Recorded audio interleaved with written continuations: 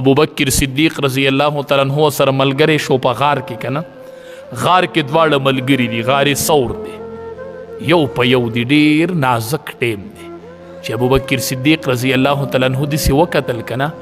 دا غار ثور چې دی دا لګ دسی جوړ دی لګ دسی دی ها نو د چې دسی بار وکتل نو هغه دشمنان راغلي او دسی تیرېدل نو خپې ښکارېدلې د نبی کریم صلی الله علیه وسلم ته د الله حبیبه دی خو کو کته وکتل نو ما تا به ووینې ډېر نازک ټیم دی دومره په سخت ټیم کې د امام الانبیا سره ملګری دی نو ګوره کنه نبی علیه السلام ورته وایي ابو بکر صدیقه ستا څه ګمان دی په هغې دوو کسانو الله ثالثهما چې دریم مرګلی رب العالمین دی مونږ خو دوه نه یو کنه الله ثالثهما دریم ملګری زمونږ رب العالمین دی ته پروا مه کوه مونږ دوه نه یو دوه یو خو الله ثالثهما دریم هم الله دی الله مونږ سره دی نو څومره نازک ټیم کې مرګتیا وکړله نبی کریم صلی الله علیه وسلم ورته فرمایل انت صاحبی فی الغار و صاحبی علی الحوض ابو بکر صدیقه ته زما په غار کې ملګری وي نو و صاحبی علی الحوض په حوض کوثر بم زما ملګری انشاءالله د غار ملګرتیا وکړله الله د غار په مرګتیا کې د حوض کوثر مرګتیا ورکړه دسی مرګتیا کوه چې هلته فایده درکړي دسی ځای کې تعلق جوړ کړه چې هلته فایده درکړي نو انت صاحبي فی الغار نو و صاحبي علی الحوض په حوض کوثر کې به مې ملګری ښه ځکه چې ته زما په غار کې ملګری وي نو چې غار کې مې ملګری شوې عمر فاروق رضی الله تعالی عنہ ابو بکر صدیق رضی الله تعالی عنہ ته وایي زما د ټول عمر نیکی والا هغه نیکی راکړه چې کله د امام الانبیا سره په غار کې ملګری هغه نیکی ماله راکړه او د ټول عمر نیکی مې والا ناز دا نیکی نشم ورکړ صحابه و ژوند په دې کې تیر کړو نبی کریم صلی الله علیه وسلم یو ورځ ابو بکر صدیق رضی الله تعالی عنہ د لاس نه ونیو او یو لاس نه عمر فاروق رضی الله دواړه یې داسې نیولي دي ډېر بختور نه و دا صحابه چې نبی علیه السلام یې په لاسونو کې لاسونه ورکړي او امام الانبیا د لاسونو نه نیولي و داسې نیولي و صحابه ورته یې ما ته وګورئ صحابه ورته داسې ګوري وی هاکذا نبعث یوم القیامه څنګه چې مې نن دا دواړه نیولي دي دقه شان به په میدان محشر کې ولاړ یو دی به مې د لاسونه نه نیولي میدان محشر کې به یو لاس نه ابو بکر صدیق رضی الله تعالی عنہ نیولی یو لاس نه به عمر فاروق رضی الله تعالی عنہ وی هاکذا نبعث یوم القیامه دسی مرګتیو که چې دا لاس بیا په آخرت کې ستا په لاس کېږي که نه دا لاس داسې ځای ته ور واچوه چې دا لاس یې درله بیا هلته هم نیولی هلته یې هم نیولی چې د امام الانبیا سره هلته ملګری په میدان محشر کې د ملګرتیا برقرار دی صحابه و داسې مرګتیا وکړل ځکه خو نبی علیہ السلام فرمایي اصحابی کالنجوم زما صحابه په منزله د ستورو دي ښه بأیهم اقتدیتم اهتدیتم چې کوم صحابي پسې لاړلی په هدایت پی چې په چا پسې لاړلی دا ستوري دي ستوري دا ځمکه کې ستوري خواره دي بأیهم اقتدیتم اهتدیتم چې دې کې چا پسې لاړی ګمراه به نشئ د صحابه و ژوند ګورئ په هغې ځای کور کې بچو ته د صحابه و واقعات بیانوئ ښه کور کې بچو ته د صحابه و واقعات بیانوئ ما ته یو مولي صاحب یو سکول ته لاړم وړو نه مې تپوسونه کول هلکه ته به څه جوړېږي یو وړوکی وایي زه به دا جوړېږم بل وړوکی وایي زه به دا جوړېږم وی وړوکي ته مې ته به څه جوړېږي وی هغه راته وایي چې زه به صحابي جوړېږم ما ورته چې ته صحابي پېژنې صحابي هغه څوک جوړېدی شي چې نبی علیه صلات السلام یې لیدلی وي او په نبی علیه السلام ایمان راوړی وي او په حالت د ایمان کې د دنیا نه تلی وي د ته صحابي وي چې مې په دې سترګو لیدلی مې په ایمان راوړی بیا په حالت د ایمان کې د دنیا نه تلی چې دې سترګو خو نبی علیه السلام لیدلی هغه ته صحابي وایي ښه د دې زمانې ټول اولیا چې راجمع کړي ټول اولیا د یو صحابي چې د امام الانبیا سره ګرځېدلی دی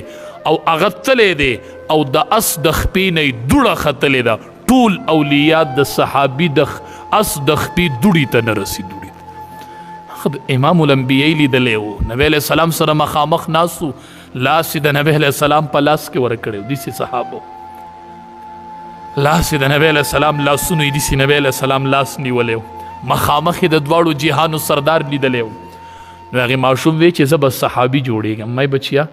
صحابي ته نشي جوړېږي دا خو تاسې نوم اورېدلی ته څنګه وایې چې زه به صحابي جوړېږم ما ته یې وی رکوټ یې وکنه وی چې نوره پته راته نشته خو مونږ ته هر ماسخوتن کور کې د صحابي یوه واقعه بیانېږي نو د صحابو سره مې ډېره مینه پیدا شوې ده ما وی چې زه به هم صحابي جوړ شم دی کور کې ورته د صحابو واقعات بیانول ښه ماسخوتن بچو ته د یو صحابي واقعه بیانوئ ښه حکایات صحابه راوړئ ماسخوتن ته بچو ته یو صحابي واقعه بیانوئ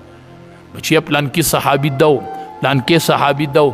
بچیا وای ته عثمان رضی الله تعالی عنہ پیژنې دا یو صحابي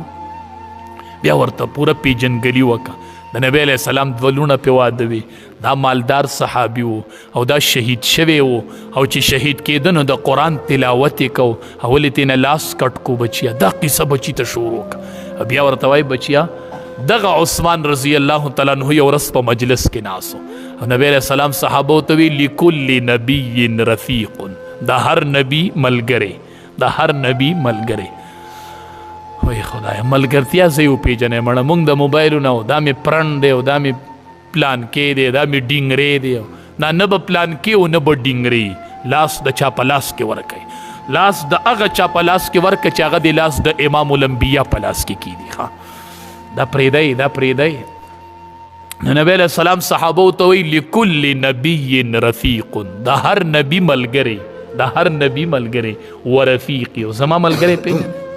ورفیقی زما ملګری پیژنې صحابو یعنی فی الجنت په جنت کې عثمان دا زما د جنت ملګری ښه دی به ما سره په جنت کې یو ځای ملګرتیا دې ته وي ښه تعلق دې ته وي عثمان ته به مې په جنت کې ملګری ښه زما د جنت ملګری به عثمان او ابوبکر صدیق رضی الله تعالی عنہ ته څه وایي ته خو سره ټول ژوند تېر کو سفر حضر ټول ژوند د امام الانبیا نه قربان کړی سفر کې ملګری حضر کې ملګریو